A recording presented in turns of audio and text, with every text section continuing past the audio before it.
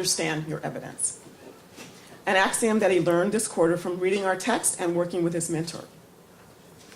Because he took quite seriously this idea of knowing your evidence inside and out, Eckert took a break from his research and writing to spend quite a bit of time, weeks in fact, designing and reviewing various ways of graphing his evidence. So during his presentation, be on the lookout for a couple of beautiful graphs. His presentation is titled, "The Path to Sustainability, Revisiting the Promise of Microfinance."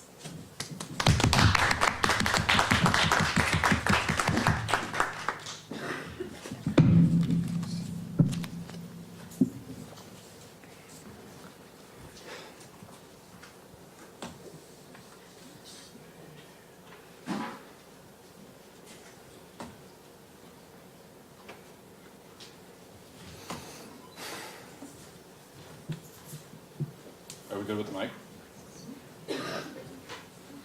Thank you, Robin, for that introduction, and thank you, everybody, for coming out to the second day of the colloquium. My presentation today is on the microfinance industry during the last decade. In particular, I will focus on the gains in financial self-sufficiency since Jonathan Murdoch's The Microfinance Promise, and the impact that the pursuit of sustainability has had on default rates and profitability. But before I get into Murdoch's paper, I will first define some terms that I will use throughout my presentation, the first of which being microfinance. So what is microfinance? Hopefully there are some people in the room that are acquainted with what microfinance is and does. But for those that are not, I will give a brief overview. In the simplest form, microfinance is loans and financial services that target the working poor. These borrowers, while hardly destitute, are at or near the global poverty level and have limited alternatives when it comes to borrowing and saving. Most of these borrowers also have little to no employment opportunities in their respective country. So microfinance is seen as a way to finance self-employment and entrepreneurial projects. All right.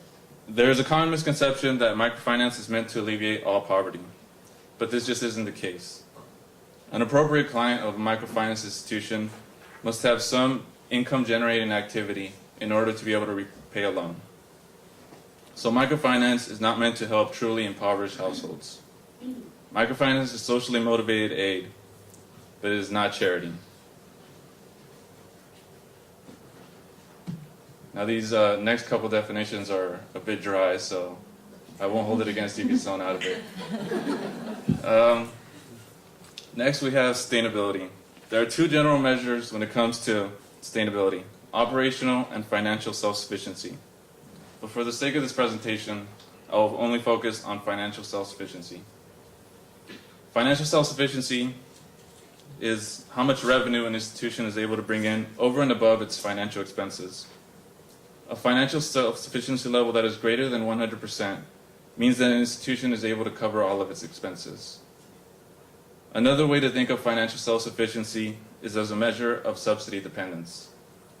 If an institution falls below the 100% level, they will need to rely on subsidies in order to cover that gap.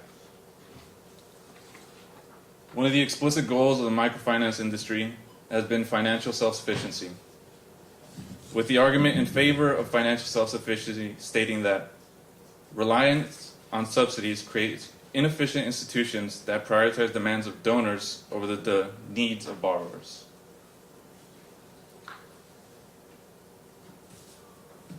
Next, we have measures of profitability.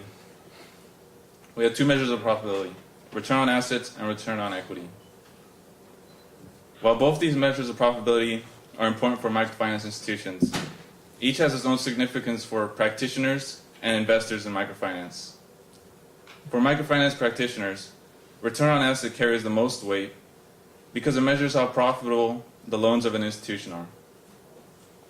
Since most of the assets of a microfinance institution are the loans that it services, if an institution wishes to increase return on assets, it can either decrease the cost of lending through administrative efficiencies, or it can increase the fees and interest rates that it charges to borrowers. For microfinance investors, the measure of profitability that they are most concerned with is return on equity. Equity, also known as equity capital, is the financial investment that investors and shareholders make into an institution. In exchange for their capital investment, most investors require some financial return.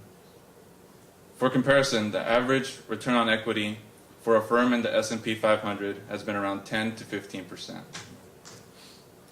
Of course, return on equity still depends on the actions of the institution that received the capital investment. In order to keep current investors and attract new investment, microfinance institutions need a high return on equity. In order to increase return on equity, microfinance institutions have two options. It can increase the return on assets for the loans it is currently servicing, or it can increase the number of loans on which it is able to generate an income by simply increasing lending.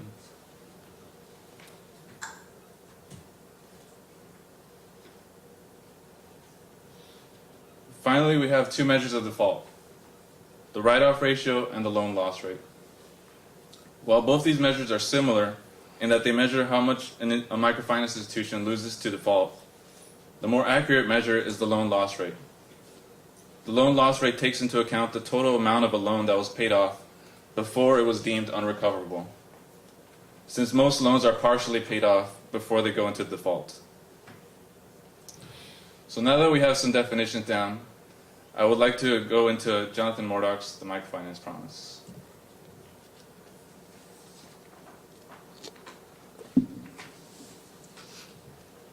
Written in 1998, Mordock's paper was a landmark review of the microfinance industry.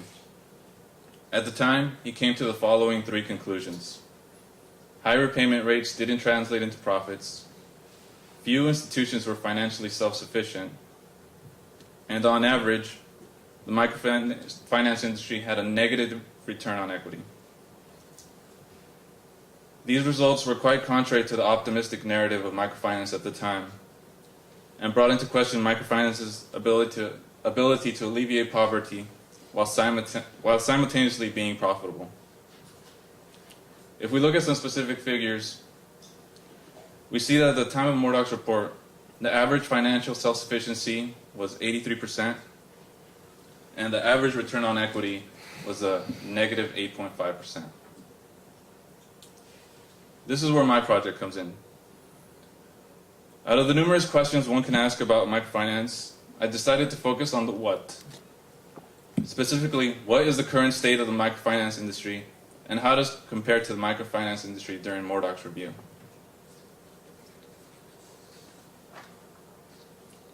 I obtained my data from the Microfinance Information Exchange, a nonprofit organization that collects and validates financial performance data on over 1,100 microfinance institutions.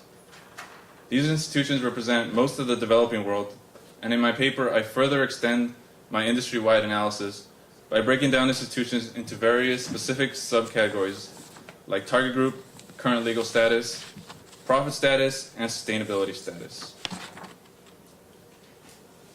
And now for my results. If we first look at financial self-sufficiency, we see that on average, the microfinance industry is operating above the self-sufficiency mark. However, in the past couple of years, we have seen a steady decrease in financial self-sufficiency for microfinance lenders.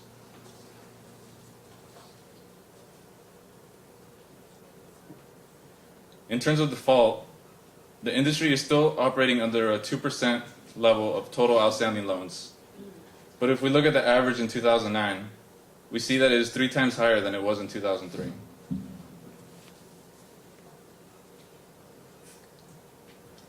Finally, we have measures of profitability.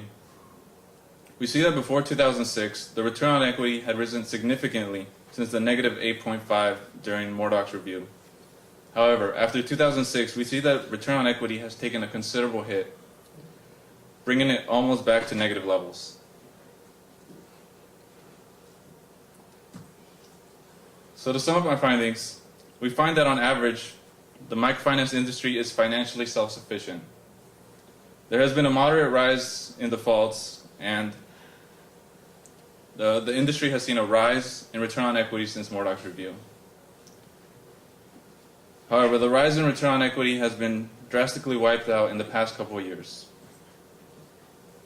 So what are some implications of these results?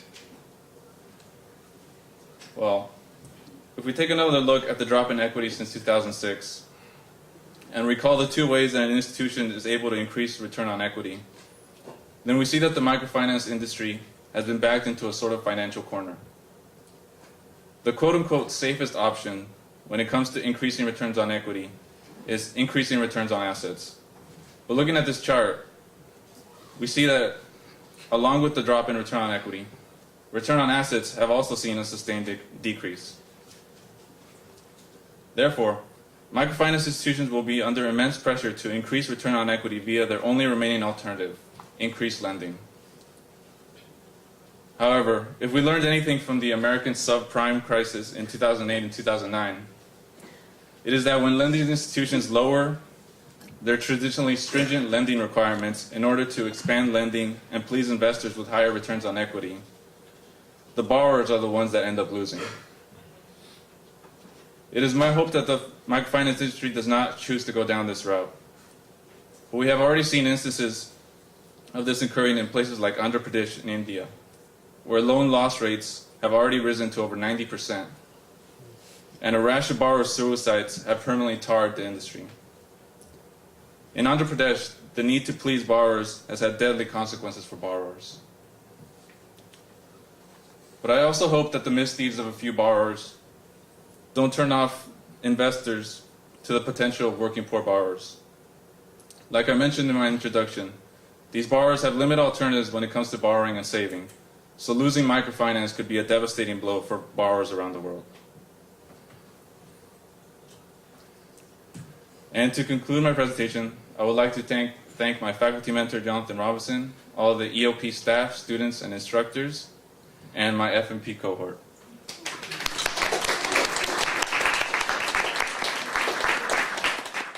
Thank you very much. I just wanted to say that it's really been delightful to work with Crystal on this project. I mean, I really have seen her struggle with it and really grow, and the project evolve. No, this is evolve. I think all of probably everybody in FMP has struggled with their projects, and it's been really a wonderful experience to see the way in which the project has evolved in very, very productive ways.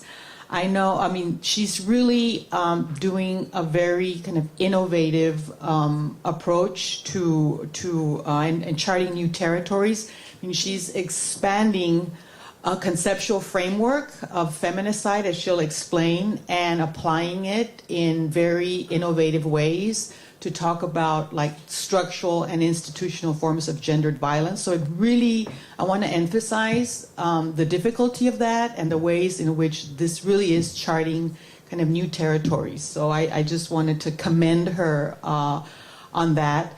Her sister asked me if she was a good student, and I just want to say that Crystal is a fabulous student. I think she has a bright future in graduate studies. I think she is very intellectually curious. She has a really strong work ethic. She's passionate about her work, and so she has like all of the ingredients for like expanding and moving in this direction. So I just want to assure you of that, and because she's talking about the flower industry, I'll just use this metaphor. I've really pushed Crystal on this, and she doesn't wither. So she just steps up to the plate and really has met all of the challenges. And so I think in that sense, I just want to tell you again how delightful it's been to work with her and just what a fabulous, fabulous intellectual mind she has. So.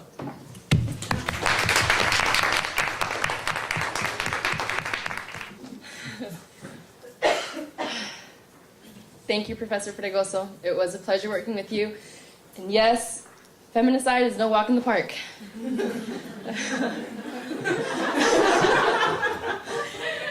So the title of my analysis is Roses Are Red, Violets Are Blue, Feminicide in Colombia and Ecuador.